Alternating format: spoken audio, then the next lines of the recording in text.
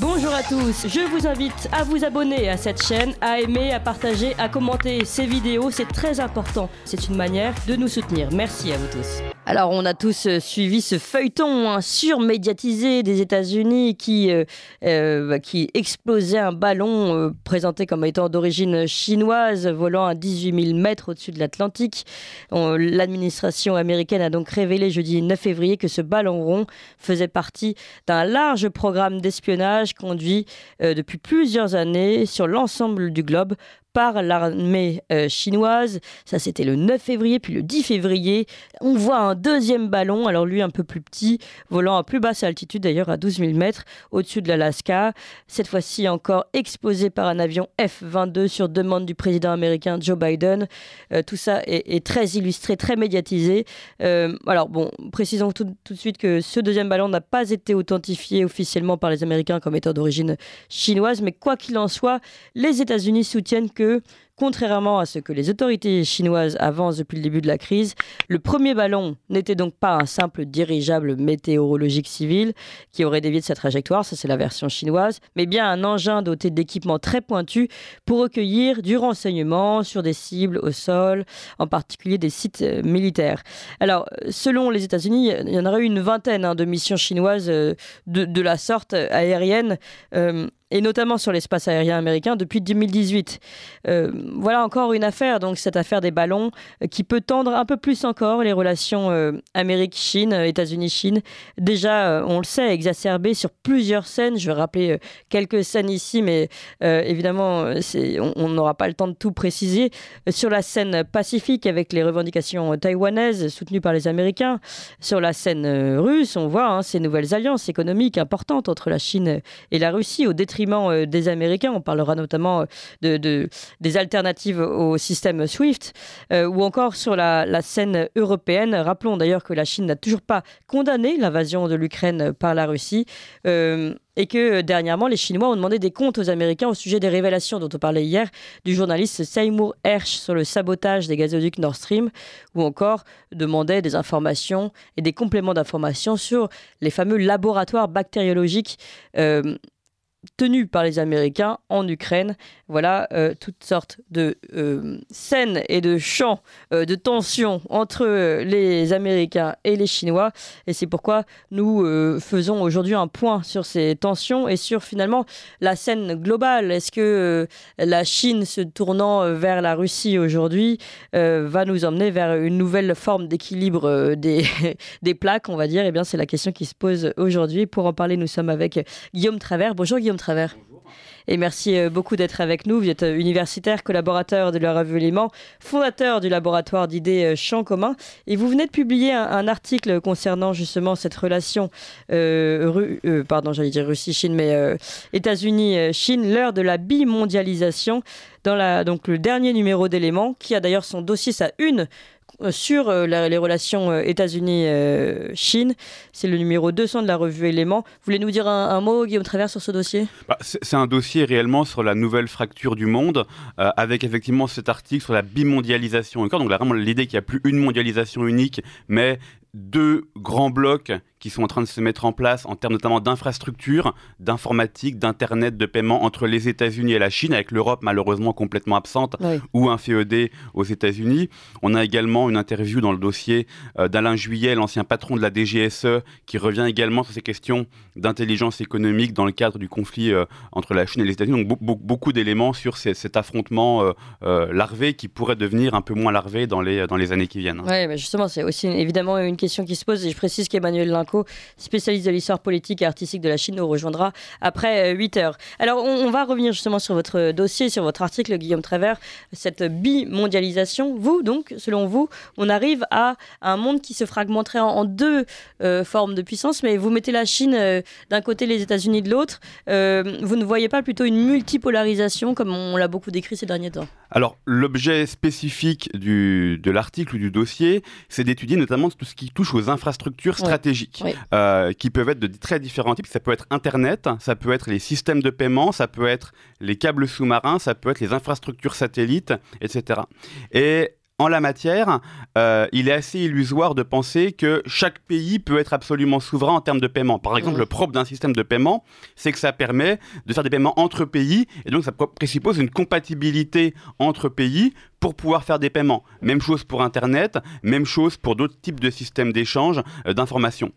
Et donc, jusqu'à très récemment, l'essentiel de ces infrastructures, enfin beaucoup d'entre elles en tout cas, avaient été conçues pour être parfaitement neutre, ou en tout cas quasiment neutre. On pense par exemple au système SWIFT, qui est le système de paiement international. Eh bien, il avait été situé... Le système américain. Alors, américain, pas au début. Au début, il avait été situé en Belgique, qui est quand même pas un pays qui a des grandes ambitions géopolitiques, avec une structure de gouvernance coopérative, donc complètement coupée des gouvernements. Ah, donc ça avait été vraiment conçu comme ça, précisément pour que le monde entier puisse l'utiliser sans avoir à se préoccuper du fait que ça pourrait être une structure plus politique. Et depuis les attentats du 11 septembre 2001 et de plus en plus depuis les années 2010-2011, eh bien les États-Unis ont d'abord espionné SWIFT de manière illégale, puis on fait taire les procès pour espionnage, puis on conclut des accords avec SWIFT pour absorber leurs données, pour faire simple. Et donc, de fait, aujourd'hui, c'est américain comme infrastructure, alors que ça ne l'était pas au début. Bien.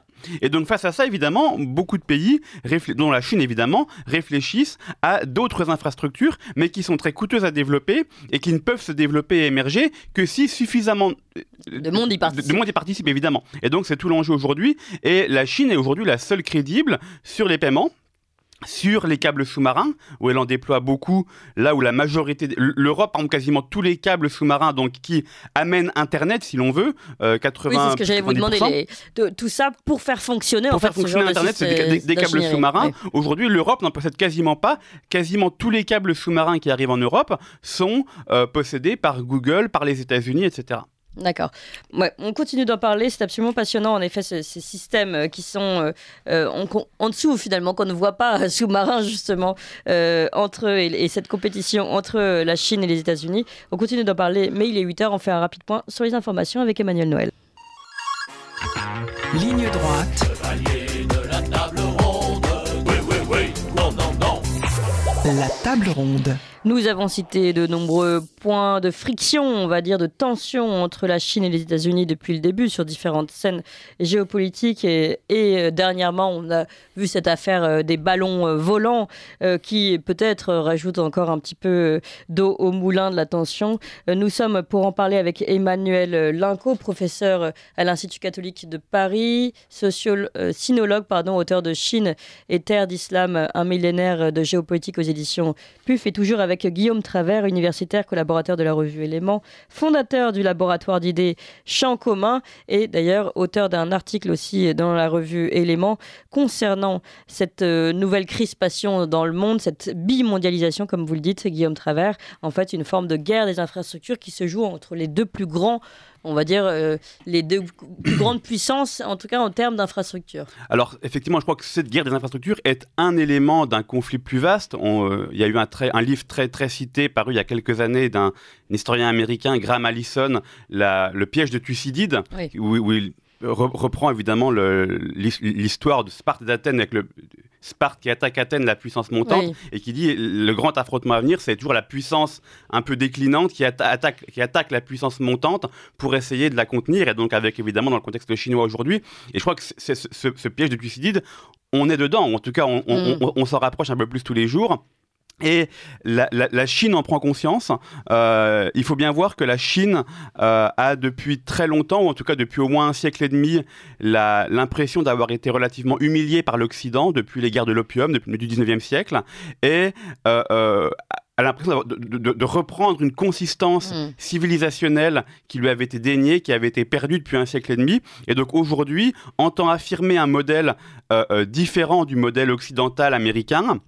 Et l'affirmation de ce modèle passe par une véritable autonomie stratégique qui donc impose à la Chine des infrastructures complètement différentes et donc une indépendance quasi complète, à terme en tout cas, d'avec les systèmes américains. Un exemple très intéressant que je cite dans l'article, il y a un an ou deux, Xi Jinping a ordonné que tous les ordinateurs, donc des dizaines de millions d'ordinateurs de l'État chinois et des entreprises publiques chinoises soient intégralement remplacées pour qu'il n'y ait plus d'un ordinateur américain au sein de l'État chinois, que ce soit plus Microsoft ou Apple qui fournissent l'État chinois. Et donc, c'est vraiment une conscience que tout ça qui n'était pas stratégique ou qui ne l'était pas aussi ouvertement, est vraiment devenu stratégique. Et la Chine a vraiment une capacité que n'ont pas les Européens à penser leur autonomie stratégique par rapport aux États-Unis. Oui, sans parler des moteurs de recherche, tout ça qui évidemment ont tous leur version chinoise.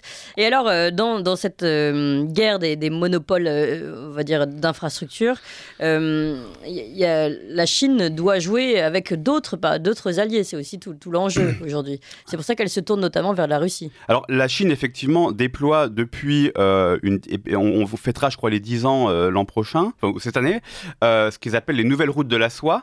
Donc, est réellement un projet de déploiement des infrastructures commerciale, monétaire et même peut-être légale chinoise dans l'ensemble du bloc eurasiatique. Donc évidemment, à la fois toute l'Asie du Sud-Est, mais aussi toute l'Asie centrale, la Russie et jusqu'à l'Europe. Des liaisons en train qui n'existaient pas entre la Chine et l'Allemagne et qui aujourd'hui existent, alors qu'on était en partie rompues, modifiées par la guerre en Ukraine, mais qui étaient fonctionnelles.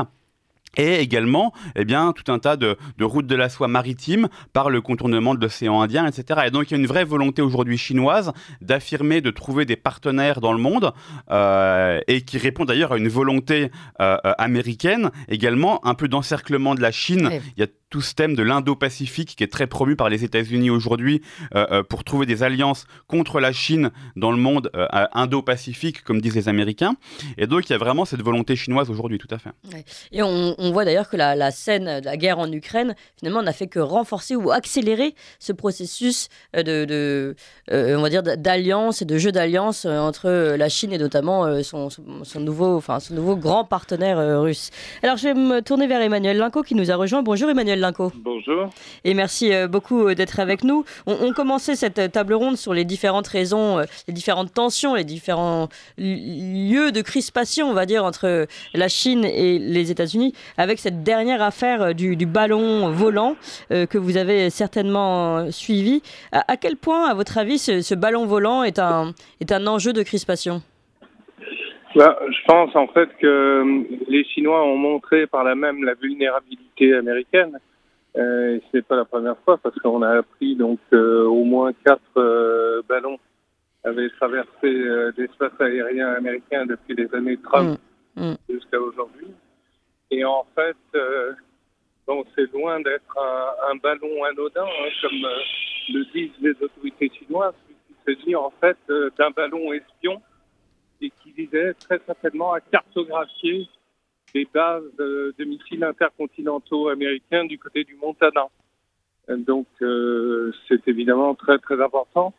Et l'avenir nous dira justement si les Américains auront tendance à oublier ce fait ou au contraire, si celui-ci aura posé un jalon important dans la rupture consommée entre Américains et Chinois. C'est-à-dire qu'on peut y voir peut-être bis repetita, une seconde crise comparable à celle des missiles à Cuba en 1962. C'est vraiment grave. Oui, à ce niveau-là. Oui, je pense.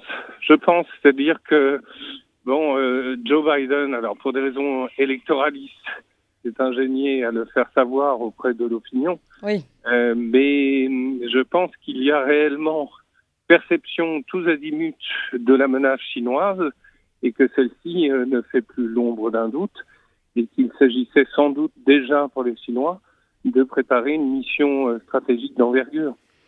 D'accord, donc vous considérez que finalement les Chinois ont peut-être fait exprès de laisser visible ce ballon et que de l'autre côté, il y a eu une mise en scène, on va dire, en tout cas de Joe Biden pour des raisons électoralistes de l'explosion de ce ballon, etc., qui aurait pu rester très discrète en effet. Oui, c'est probable et surtout je pense que l'opinion occidentale d'une manière générale, française en particulier, a pris ça un peu à la légère en disant ce n'est qu'un ballon après tout. Mais en réalité, c'est de la très haute technologie. Et donc, on voit que les Chinois ont cette capacité souvent qui les caractérise d'associer à la fois des choses qui nous paraissent archaïques et en même temps de la très haute technologie. Et donc, ça, c'est très intéressant parce que en fait, on a une stratégie à large spectre avec des moyens techniques dont la Chine met à sa disposition des ballons de la sorte qui permettent ensuite précisément de détecter les bases qui pourront éventuellement être frappés en cas d'attaque contre Taïwan. Oui, oui, voilà, on arrive à la scène taïwanaise évidemment.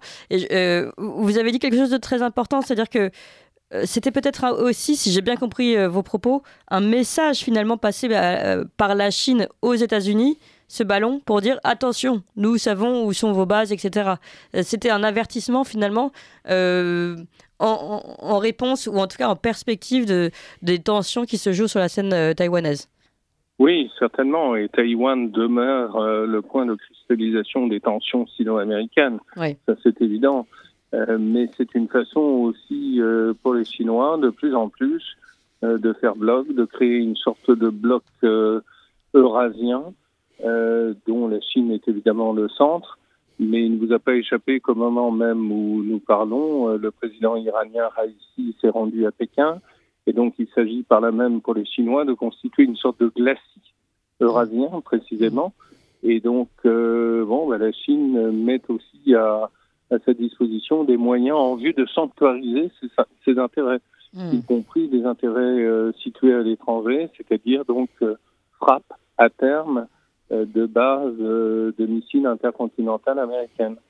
Alors, je vais me tourner vers Guillaume Travers et Emmanuel Linco. Je sais que vous devez partir, mais si vous pouvez juste rester pour ce dernier échange concernant Taïwan, évidemment. Hein, c'est là où toutes les tensions chino-américaines sont les plus fortes. Vous aussi, Guillaume Travers, vous aviez noté dans votre guerre des infrastructures, qui est encore un autre format, mais qui est intéressant et qui se joue en même temps, cette tension autour de Taïwan. Tout à fait, qui est évidemment sur la question des semi-conducteurs, mais je crois que dans ce cas-là, qui est intéressant de mettre en parallèle avec ce que disait Emmanuel Linco sur la partie pénétrant d'un territoire étranger. Ce que font les États-Unis depuis des années en mer de Chine, c'est très intéressant. Ils font très régulièrement passer des navires américains très très proches des côtes chinoises entre Taïwan et la Chine, avec l'idée qu'il y a en droit international un principe que si un navire peut rentrer dans les eaux territoriales d'un pays, s'il poursuit un mouvement continu et qu'il ne s'arrête pas. Et depuis très longtemps, les États-Unis conduisent ces genres d'opérations où ils passent avec des navires exactement très très proches des côtes chinoises, avec effectivement un mouvement continu qui ne s'arrête pas, etc. Et donc évidemment une provocation, même si effectivement c'est un principe du droit international. Écrit en grande partie sous influence américaine évidemment, et que les Chinois entendent contester parce qu'ils ont une vision beaucoup plus territoriale de la mer, mais on avait ça en mer de Chine qui dure depuis des années. Et donc là effectivement c'est... Mais inversement, on a eu les opérations militaires chinoises sur les frontières taïwanaises. Tout à fait. Alors on a aussi effectivement ça. Donc ça c'est un élément. Les autres éléments, c'est évidemment, je crois, la question dont je parle dans mon article, des semi-conducteurs, qui est absolument essentielle.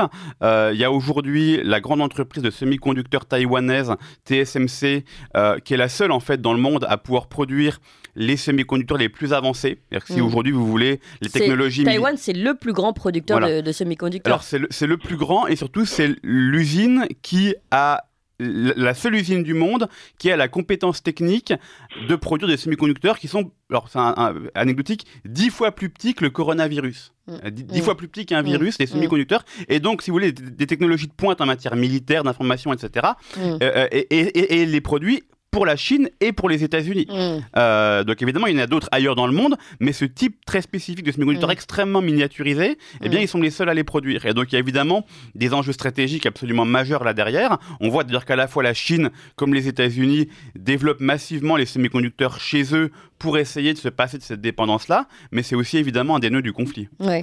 Et Emmanuel Linco, concernant cette tension autour de Taïwan, on voit finalement les enjeux économiques qui se jouent derrière les semi-conducteurs, et puis évidemment il y a les enjeux politiques avec les revendications de souveraineté de Taïwan soutenues par les Américains. Oui, absolument. Et en fait, ce à quoi tiennent beaucoup les Américains, c'est le maintien de la liberté de navigation dans toute la région. Donc Taïwan est le symptôme de tensions fortes, bien sûr, bilatérales, mais aussi d'une possible sanctuarisation de cette partie du sud de la mer de Chine au profit de Pékin seul. Oui. Ce en quoi, évidemment, les Américains s'y refusent, parce que ça voudrait dire à terme paiement de droits de péage pour accéder aux régions situées plus au nord, notamment au Japon, à la Corée, etc., et de même que les Européens s'y opposent, parce qu'il y a une question absolument vitale qui est celle, évidemment, de l'accessibilité des points de passage cruciaux. Le détroit de Taïwan en est un, et en amont, vous avez bien sûr le détroit de Malacca, qui se trouve donc à l'embouchure de Singapour, et qui représente à lui seul le tiers du fret international. Et donc, si vous coupez, évidemment, ces voies de passage, ça devient très problématique pour l'économie mondiale. Donc, les Américains s'y refusent, et c'est la raison pour laquelle ils n'abandonneront pas Taïwan, contrairement aux spéculations que l'on peut entendre ici et là. Oui, alors il y a d'autres spéculations, notamment un général américain haut placé, alors je vais peut-être me tromper dans la prononciation du nom, Michael Minhan, qui a alerté sur une possible guerre entre la Chine et les États-Unis, lui, dit-il, en 2025, et Taïwan serait, selon lui, l'élément déclencheur. A précisé tout de même qu'il y a des élections à venir, et du côté de Taïwan en 2024, et du côté des États-Unis, avec donc ce point, nouvel point de cristallisation, vous l'avez dit, Joe Biden jouant sur cette mise en scène d'une tension avec l'ennemi chinois, entre guillemets. Est-ce que finalement tout ça peut entraîner est-ce qu'on peut craindre une véritable guerre finalement entre les deux? Emmanuel Linco. Ah oui, moi j'en suis absolument convaincu, c'est-à-dire que la croyance néolibérale selon laquelle les relations sociales pouvaient être apaisées dès lors où on développait les échanges économiques, ça relève précisément du fantasme. Ce n'est pas parce qu'il y a des échanges économiques entre la Chine et les États-Unis ou entre les deux rives du détroit de Taïwan qu'il n'y aura pas la guerre. Bien au contraire, je dirais même que ces échanges économiques créent des tensions encore plus fortes de part et d'autre. Et donc, en réalité, ce qui se joue là, c'est pas seulement un enjeu économique, c'est une vision du monde véritablement, c'est-à-dire que vous avez du côté chinois une culture impériale qui réfute toute idée en réalité de frontières et qui, à l'instar des Russes, fait preuve de révisionnisme, c'est-à-dire en essayant de justifier par l'histoire le fait que l'ensemble du sud de la mer de Chine a toujours été chinois et de tout temps. Et évidemment, bon, c'est hautement critiquable parce que ça n'a pas toujours été vrai, bien sûr. Et puis de l'autre, vous avez des États-nations dont nous sommes qui tiennent absolument au respect des règles internationales, du respect de la souveraineté et des frontières. Donc, vous avez encore une fois deux visions du monde qui s'affrontent, avec d'un côté le duopole russo-chinois et de l'autre le camp occidental qui, de facto, est néanmoins minoritaire dans le monde et par rapport à ces dictatures. Oui, ça c'est bien de le préciser. En revanche, est-ce que vous êtes sûr on ne peut pas parler d'impérialisme américain? Ah si, on peut en parler aussi. Ça c'est tout à fait évident. Mais ce que je veux dire par là, c'est que la justification de la politique se fait, je dirais, pour dire schématiquement les choses, beaucoup plus par la convocation de la géographie côté américain et par l'économie, bien sûr, que par l'histoire, comme le font les Chinois ou les Russes. C'est ça qui est assez intéressant. D'accord, oui. Les intentions bellicistes et impérialistes sont sans doute tout à fait comparables, vous avez raison, mais la manière dont on justifie précisément une politique diffère parce que tout simplement la nature des régimes politiques de chacun de ces pays diffère. J'ai pas compris la nuance. Merci pour cette précision, Emmanuel Linco. Je crois qu'on doit vous laisser. Je vous remercie encore et je rappelle que vous êtes professeur à l'Institut catholique de Paris, sinologue et auteur de Chine et terre d'islam, un millénaire de géopolitique aux éditions PUF. Alors si vous pouvez rester un petit peu plus longtemps, on sera ravis de vous garder. En tout cas, je vous remercie encore. Guillaume Travers à ce sujet. C'est intéressant aussi cette différence. En fait, finalement, deux formes de guerre, c'est ce qu'on a commencé à dire tout à l'heure. Il y a la guerre des infrastructures que jouent d'ailleurs terriblement bien les deux parties en présence, on va dire la Chine et les États-Unis. Mais il y en a une qui n'a pas peur de la guerre militaire, c'est la Chine, et l'autre qui joue un autre jeu plutôt économique ou juridique. Tout à fait. Je crois qu'il y a un concept qui est absolument central pour comprendre ce qui se passe, qui est un concept qui monte. D'ailleurs, la revue Éléments y consacrera son prochain numéro, qui est le concept d'État civilisationnel. Les Chinois, si on les lit, et si on lit les auteurs les plus pertinents qui ont écrit sur la Chine, nous disent: vous, les États européens, vous êtes des États très récents, finalement, ou les États-Unis. Vous avez quelques siècles. L'unité allemande ou l'unité italienne, ça fait 1 siècle et demi. L'unité américaine, ça fait quelques siècles. Mais la Chine est une civilisation ininterrompue depuis au moins 3 siècles avant Jésus-Christ, en tout cas c'est comme ça qu'ils le perçoivent. Donc on a une civilisation là où vous n'êtes que des assemblages un peu artificiels, beaucoup plus récents. Des agrégats. Voilà, exactement. Et donc ils ont une justification effectivement de tout ce qu'ils font, comme le disait Emmanuel Linco, beaucoup plus par l'histoire, par la très longue durée, et politique, et beaucoup plus politique que nous. Et ça, je crois que ce concept d'état civilisationnel est vraiment central. En tout cas, les Chinois se pensent comme étant fondamentalement différents, un modèle fondamentalement différent de la manière dont les États ailleurs dans le monde peuvent se penser de manière beaucoup plus artificielle. Ça, c'est un premier point. Et pardon, juste une parenthèse à ce sujet, c'est peut-être aussi la raison pour laquelle ils respectent notamment la Russie, qui a le même mode de fonctionnement, enfin de pensée que la Chine de ce côté-là, avec ses valeurs à elle. Effectivement, je crois qu'il serait... autant les Américains ont eu l'idée à un moment donné, et probablement l'ont toujours, qu'il y a un modèle, le modèle américain occidental, universel, qui doit s'imposer absolument partout dans le monde, et qui aurait une sorte de fin de l'histoire quand tout le monde serait des démocraties libérales de marché, etc., avec des droits individuels. Les Chinois ne pensent pas comme ça. Les Chinois ne se disent pas il faut qu'au fin fond de l'Amérique latine, on soit sur un modèle chinois, etc. Pas du tout. Ils reconnaissent qu'il y a une diversité du monde, une diversité de cultures, mais qu'effectivement, ils ont aussi une ère civilisationnelle propre et qui doit être respectée d'où leur tension autour de Taïwan. Dans sa singularité. Effectivement, Taïwan est on va dire, ethniquement chinoise, a été chinoise pendant très longtemps, jusqu'à l'époque maoïste, et n'est coupée de la Chine que finalement depuis un petit siècle. Alors eux, ils diront qu'ils ont été envahis d'abord par les Portugais, je crois. Même. Alors voilà, il y a toujours évidemment l'histoire un peu en tout cas, ils sont dans leur sphère d'influence géographiquement déjà. Voilà, tout à fait. C'est assez net. Par contre, sur le conflit lui-même, je crois que ce qui est probablement assez intéressant, c'est que les États-Unis comme la Chine, si on essaie de faire un peu de prospective, pensent de manière très différente. Les Chinois pensent la longue durée.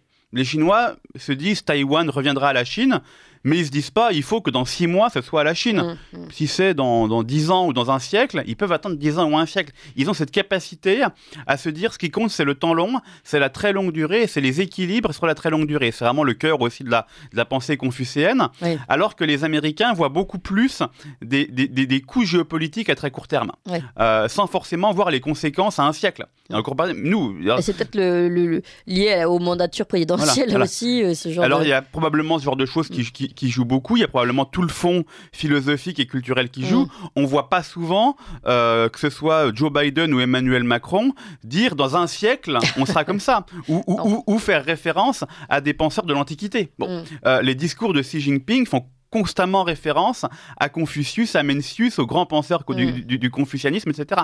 Et cette capacité à se projeter très loin. Et donc je pense que les Chinois peuvent se dire on peut attendre très longtemps et les dynamiques démographiques, économiques, de toute façon sont en notre faveur. Et donc de toute façon, Taïwan reviendra dans le giron un jour ou l'autre. Bon. Mais dans ce cas, à vous entendre dans vos propos, Guillaume Travers, finalement, vous n'iriez pas forcément dans le sens d'une guerre imminente, comme le dit Emmanuel Linco, puisque, d'après ce qu'on comprend, la Chine a le temps devant elle. Alors, je pense que la Chine a le temps. Ceux qui ont moins le temps, c'est les États-Unis. Et donc, je crois que c'est vraiment là le cœur du piège de Thucydide, c'est qu'à un moment donné, les États-Unis vont probablement vouloir accélérer la guerre ou pousser la Chine à la faute pour accélérer le conflit, mais je pense que s'il y a déclenchement du conflit, il sera plutôt à l'initiative américaine qu'à l'initiative chinoise, puisque les dynamiques de longue durée sont plutôt favorables à la Chine dans la région. Et alors là, je vais me permettre, et on va conclure là-dessus, un petit parallèle avec ce qui se passe sur la scène ukrainienne.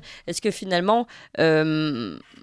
comment dire, là, vous dites ce sera plutôt un déclenchement américain. Est-ce que les Américains n'iront pas jusqu'à faire un jeu de provocation jusqu'à ce que, comme vous le disiez, la Chine fasse une faute, entre guillemets. Alors c'est évidemment possible, ce serait évidemment pas la première fois.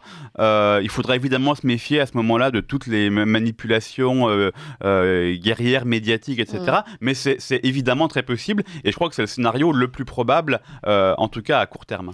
Eh bien, en tout cas, merci beaucoup. C'est absolument passionnant cet échange, Guillaume Travers. Je rappelle que vous êtes universitaire, collaborateur de la revue Éléments, fondateur du laboratoire d'idées Champ commun. Je vous invite tous à aller visiter ce laboratoire d'idées. Comment on vous retrouve pour Champ commun ? Eh bien, le site champcommun.fr au pluriel. Et puis, je rappelle donc qu'il y a cet article que vous avez publié, L'heure de la bimondialisation, Guillaume Travers, puisque vous êtes aussi contributeur dans la revue Éléments. Et cette donc nouvelle revue avec ce dossier consacré notamment aux relations Chine-Russie. C'est le numéro 200 que vous pouvez évidemment retrouver en kiosque. Merci encore, Guillaume Travers.